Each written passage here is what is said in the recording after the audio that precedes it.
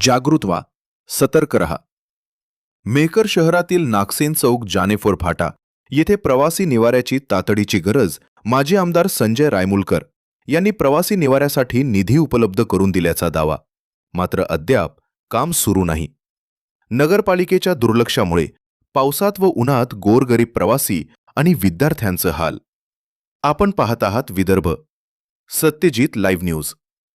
मेहकर शहरातील नागसेन चौक जानेफर फाटा, राजमाता जिजाऊ चौक, छत्रपती शिवाजी महाराज उद्यान आणि लोणारवेस खालचे बस स्थानक हे महत्त्वाचे चौक असून येथे दररोज मोठ्या प्रमाणात प्रवाशांची व विद्यार्थ्यांची वर्दळ असते।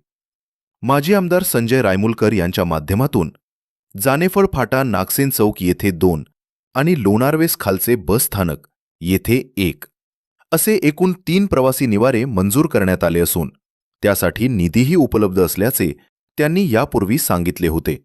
यापैकी लोणारवेस येथील प्रवासी निवारा उभारण्यात आला आहे, मात्र नागसेन चौक जानेफळ फाटा येथे अद्याप एकही प्रवासी निवारा उभारण्यात आलेला नाही।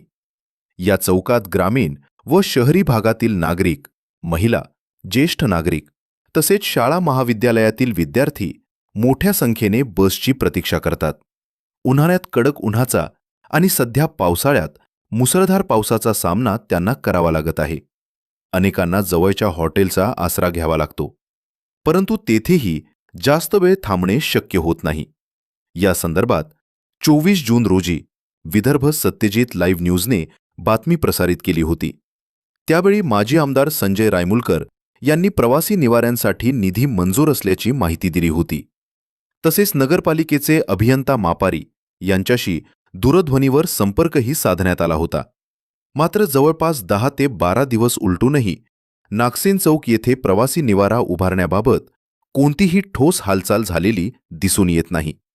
प्रवासी निवारे मंजूर आहेत, निधी उपलब्ध आहे, मग काम सुरू का होत नाही असा प्रश्न आता नागरिक उपस्थित करत असून नगरपालिकेने याकडे तातडीने लक्ष देऊन प्रवासी निवाऱ्याचे काम सुरू करावे अशी मागणी होत आहे।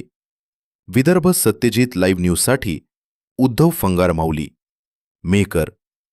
बातम्या आवडल्यास यूट्यूब, फेसबुक आणि इंस्टाग्रामवर विदर्भ सत्यजित लाईव्ह न्यूजला लाईक, शेअर आणि सबस्क्राईब करा। इथं 2 प्रवासी निवाऱ्याची गरज आहे।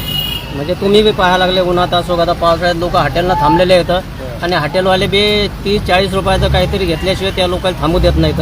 तुमच्याकडूनच अपेक्षा आहे लोकांना की तुमच्याकडूनच काम होईल असं नाही। याच्यामध्ये आपण 3 प्रवासी निवारे आपल्या आमदार निधीतून 23-24 मध्ये टाकलेले होते। ते पैसे नगरपालिकेला अजूनही सेविंग आहेत।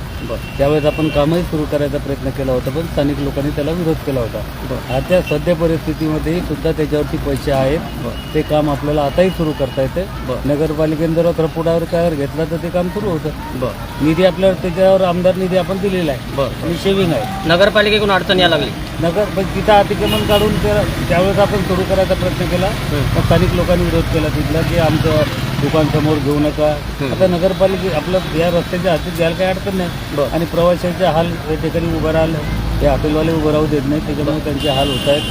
आपण तीच लक्षात घेऊन म्हणजे आपल्या खालच्या स्टँडवरचा निवारा, त्याच्यानंतर आपण इथेही 2 निवारे प्रस्तावित केलेले होते दोन्ही साईडनं। कुठेतरी लोकांना उभं राहण्यासाठी, बसण्यासाठी जागा असावी अशामुळे सुंदर असे निवारे आपण मंजूर केले होते। त्याचा खालचा एक आपला त्याच्यातला पूर्णही झाला। हो, खालचा चांगला आहे। तशाच निवारे 2 या ठिकाणी घेतले होते।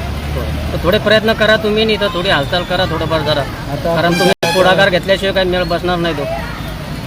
हो, आता काय, आता सध्या आपण थांबू, नगरपालिका शिवायला थांबू शकतो, ते काय असेल ते सुरू करा म्हणून। आताही तुमच्या समोर त्यांना फोन लावून एकदा बोलून तर घ्यायला 2 शब्द। मापारीकडे आहे ते, मापारी माहीत होतं। मापारीने ते मंजूर माझ्याकडून पैसे त्याच्यावरती घेतले होते। हो, तर ते काम करता येईल ना आपल्याला, ते अतिक्रमण काढलं तरी? हो,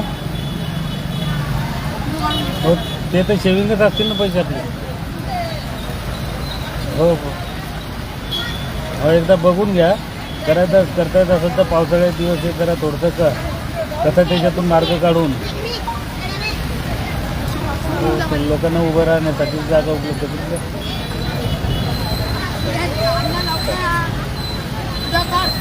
ठीक आहे साहेब। धन्यवाद.